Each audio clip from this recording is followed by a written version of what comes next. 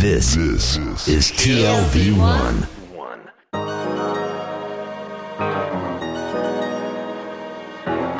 The Tel Aviv Review with Gilad Halpern. Hello and welcome to the Tel Aviv Review, a program dedicated to the word, to the thought and to debate, brought to you by the Leer Jerusalem Institute, which promotes humanistic, democratic and liberal values in the social discourse in Israel. I am Gilad Halpern and I'm joined here in the studio by our trusted co-host, Dalia Shendlin. Hello, Dalia. Good morning. It's a pleasure to have you over again. Thank you. You can't get rid of me now. It's too late. Yes, so every week we will be engaging in close encounters of the intellectual kind with writers and scholars, or simply people of ideas of all types and vocations who have done something to make our lives a tad more interesting. Our guest today is a political scientist at Tel Aviv University, whose work focuses on Israel's economic history and political economy. His article entitled The New Economic Policy of 1962, How Israeli Economists Almost Changed the Israeli Economy, appeared in the latest issue of the Israel Studies Review, a journal that's a bottomless goldmine for the purposes of the Tel Aviv Review. And we're gathered here today to discuss just that. So, Dr. Ronen Mendel-Kern, hello and welcome to the Tel Aviv Review. Thanks a lot for having me. Hello. So when we look back on Israel of the first couple of decades, we see it as a socialist haven with centrally guided corporatist economy. Everything was directed by the government and its cronies. So tell us a bit about the backdrop against which the 1962 new economic policy that was essentially liberalizing came up. And did we get it all wrong? I mean, the way we look at Israeli economy in the early 1960s today. I'm not sure. I don't think we got everything wrong. I think, firstly, many people think about that period as a socialist. This is like one of the terms which is used. Probably this is not very accurate, because I'm not sure, definitely a more equal society than today, but still, huge gaps between different sections of the society. But what we did have is a very interventionist state. Indeed, it intervened differently in different sectors of the economy and influenced differentially, different sectors of the society.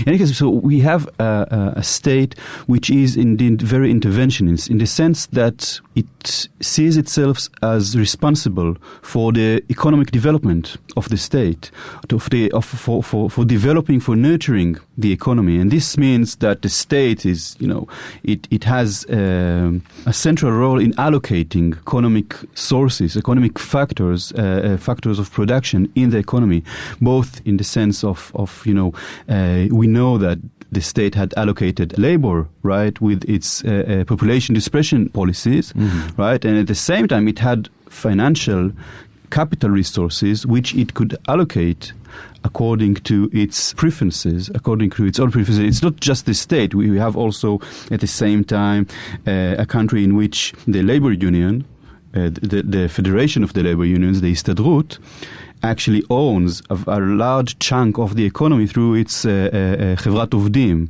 its workers' company, which is actually an holding company. And did the new economic policy seek to change that?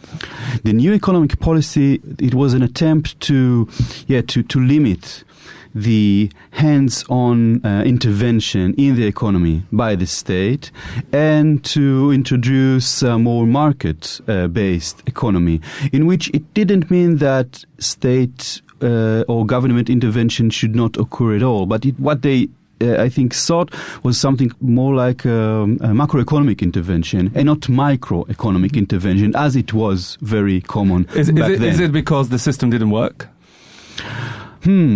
Why did they come up with such a? Well, I mean, you do say quite well in the article that there were a number of factors that were sort of sustaining the economy up until that point, but they weren't sustainable factors themselves, such as German reparations, and American foreign aid. Yeah, and at the same time, the problem of the economists was with the fact that we had this trade deficit, meaning that we imported much more than we exported, right? And it was financed by either by deficit or by capital that came from abroad and was about to end. This stream of gifts was about to end. But at the same time, it was a huge economic success, because we see growth rates which are impressive and really remarkable. I don't remember the exact data. What we speak about something between, I think, annually between 5 to 10% annually, and at the same time we have an absorption of a huge amount of population that get into the country without unemployment. I mean, they reach by the late 50s, early 60s full employment. Because it was artificially engineered, right? And so did the Soviet Union, right? So I mean, that's hardly anything to flaunt, is it?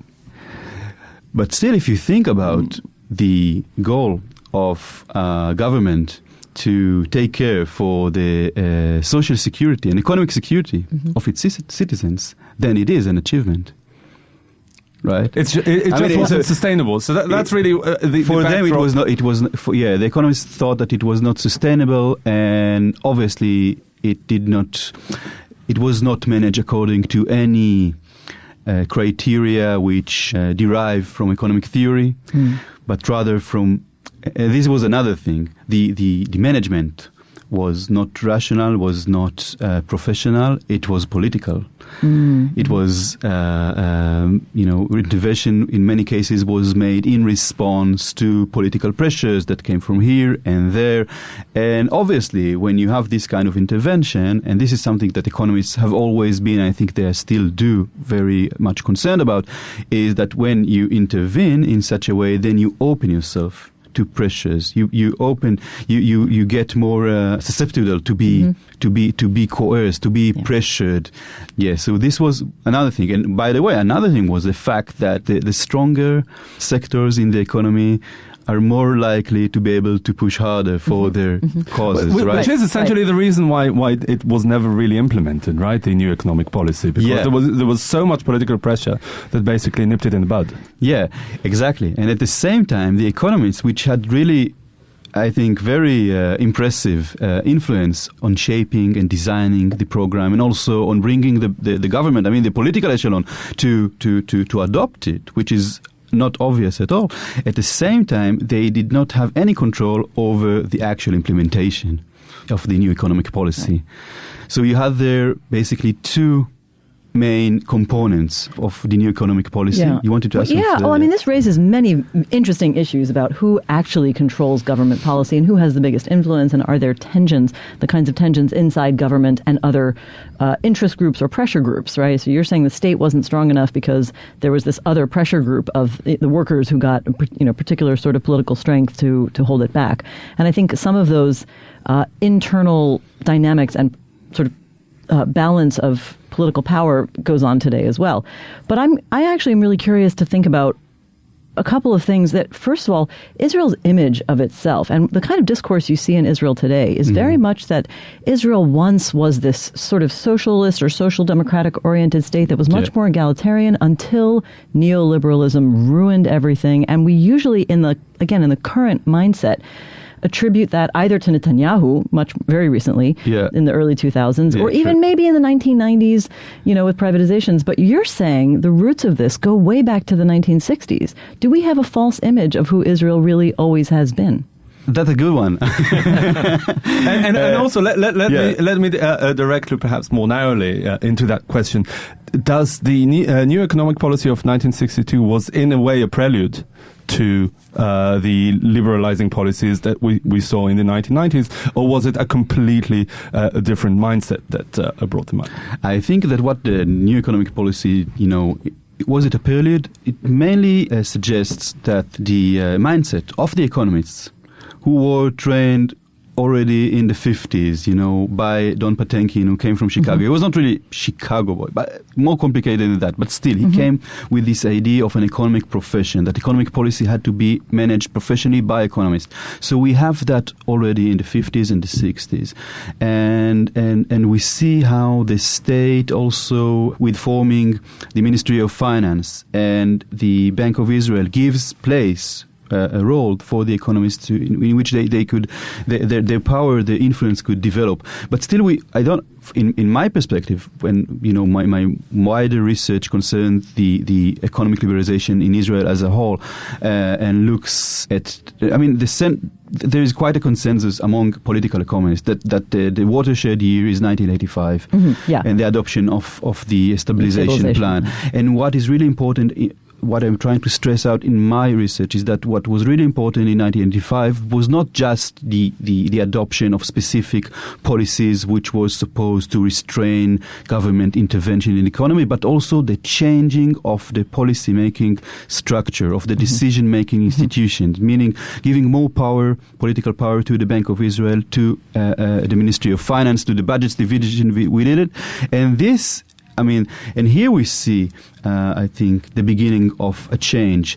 And regarding, the general theme, whether Israel was once a socialist society and now not, I think what was really different was in the sense that whether it is, what determined citizens' social security and economic security, and to which degree it was dependent upon market mechanisms, and to which degree it was dependent upon, political intervention on which they supposedly can have more influence through democratic channels. But I think that's very interesting. It really goes up to the heart of the debates over the last 5 years, starting with the social protest. In 2011, we had 500,000 Israelis on the streets, and many of them were holding signs that said, "Bring back the welfare state."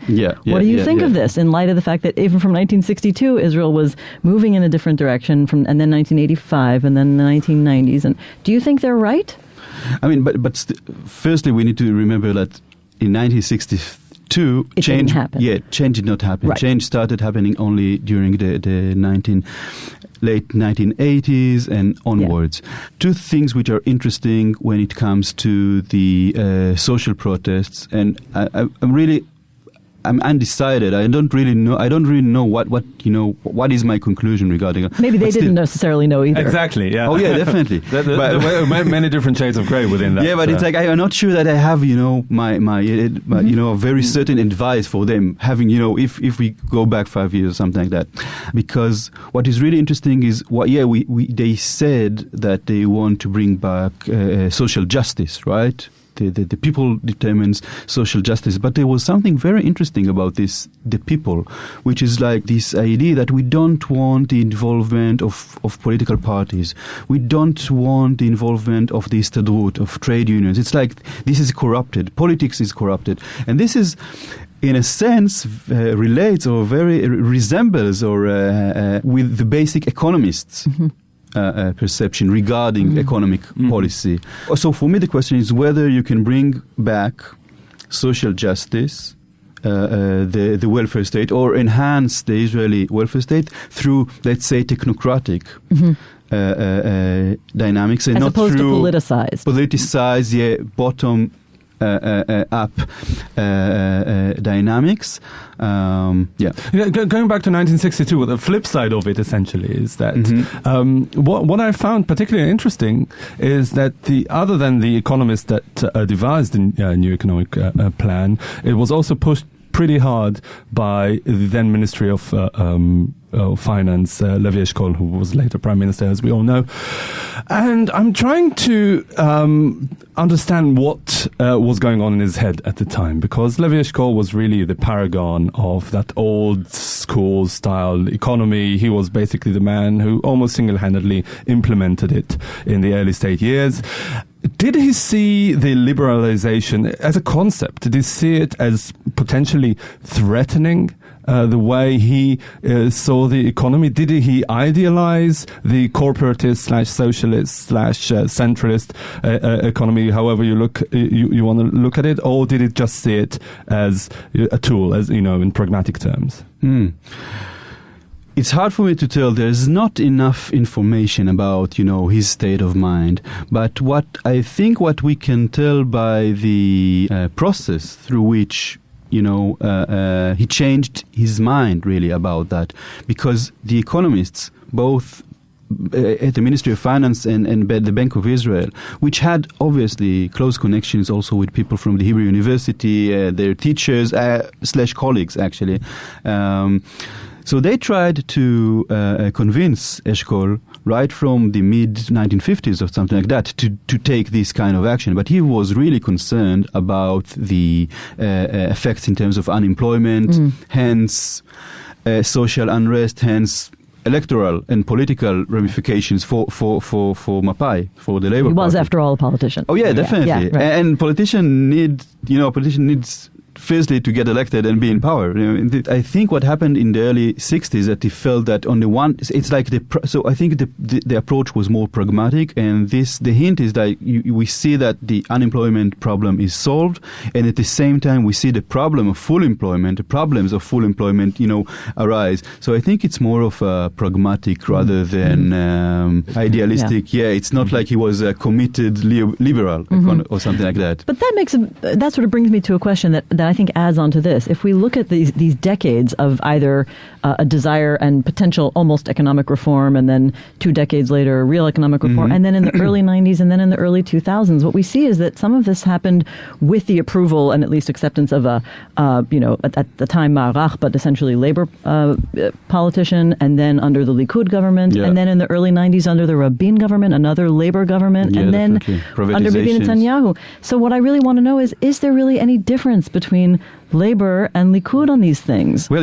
it's we can ask this question much wider at a much wider scale, right? Is there any difference between Israel and other developing developed countries around the world? And you do look at many other countries. I want to point out that you also do comparative economic analysis. Yeah. I mean, and eventually we see the same direction takes place of economic liberalization during the 80s, 90s, or onwards. And what really had triggered protests and political response that tries to change or to shift back the politics and the government policy, government's economic policy, was the crisis of 2008, 2009, which here in a sense also evolved or had its impact on our own housing market crisis. But you can say the same thing about the 1980s, right? That at the end of the day, following a huge crisis, it was essentially Shimon Peres, the head of the Labour Party, who implemented the new economic policy. Oh yeah, definitely. And also gave all the political resources to the economists to implement that. Right? Definitely. But in other words, it doesn't really matter which party you're from. And so, the voters have this critique. The voters often say, and we know this is part of what contributes to political alienation, is that they say, well, we can't really tell the difference between all these parties. And maybe it's not only on, themes that we may have thought, but also on social and economic policy. Yeah. I think that this is a serious problem of the left nowadays. And I think, in being able to offer a significant alternative to right-wing economic policies, right? Eventually, what we saw here, and what it was the same with New Labour and Clinton in other places, and also the Social Democratic Party in Germany, it was like light right-wing policy. Right. I think there's something even more tragic and telling about the whole thing, and that is that the new economic policy of 1962 failed because it tried to avert catastrophe in advance, whereas all the other economic reforms that were implemented came in response to that catastrophe. Yeah. I mean, I see what you're saying in the sense that what we have is like political dynamics that do not allow the system, right, to change until it is too late. And you also point out a very interesting thing in the article, which is that you say it was partly an attempt to develop long-term strategic policy thinking, as opposed to always responding to the short term. I think as a policy analyst, I would say Israel has never gotten around to long-term policy making and is always thinking in short or immediate term, and maybe other countries too. I'm not sure if this is unique to Israel. But would you stand by that? I'm not sure about that. I mean, I think that the Ministry of Finance and Budgets Division division within it, it has kind of long-term goals and long-term strategy, and it implements it, bit by bit, according to the specific political constellation and what it allows it to do. I remember that when I did an interview during my doctoral studies with Aaron Fogel, which was in '85 the head of the budget division in the Ministry of Finance, and he told me, our advantage, in contrast to the political system, is that we have this kind of organizational memory. Eventually we try to implement the same ideas, the same policy, the same agenda over and over and over again. Sometimes it would succeed, sometimes not, but still, we have the same kind of goals, overarching goals, which guide us. Yeah? Okay, so maybe I had a misimpression. That's good to know that there is some long-term policy planning and thinking and even implementation. The question is to what extent it trickles to the policy area the actual implementation. Eventually we do see a strategic change in Israeli economic policy, which is indeed, as we said before, regardless the specific political power. Yeah. Okay. Dr. René Mandelkern, this is all very interesting, but I'm afraid we have to leave it at that. Thank you very much for coming in today. You're a political scientist at Tel Aviv University, and we just discussed your recently published article, The New Economic Policy of 1962, How Israeli Economists Almost Changed the Israeli Economy. And I'm adding, but didn't. It came out in the latest issue of the Israel Studies Review. And on this occasion, I'd like to thank the managing editor of the Israel Studies Review, Paul Sham, for making this interview possible. And also to my trusted co-host, Dalia Shendlin. Thank you. See you again next time. And also thanks to Tammy Goldenberg, the sound engineer, and the Leer Institute for their generous support. If you like this podcast, there are many more where it came from. Just go to www.tlv1.fm/podcasts and take your pick. Also check out our new website, telavivreview.org, and like us on Facebook. Follow me and Dalia on Twitter, and don't hesitate to get in touch with your comments and suggestions. Join us again next week for another edition of the Tel Aviv Review, and until then, goodbye. קטונתי מכל החסדים ומכל האמת אשר עשית את עבדך.